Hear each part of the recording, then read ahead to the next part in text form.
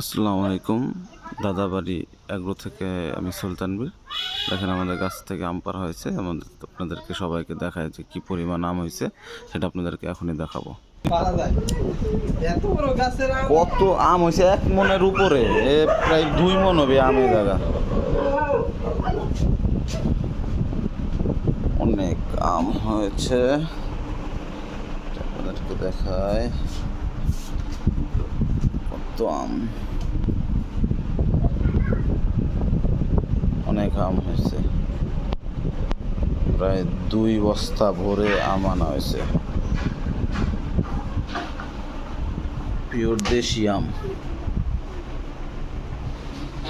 আর এইগুলা আছে ফজলি, বড় বড় আম।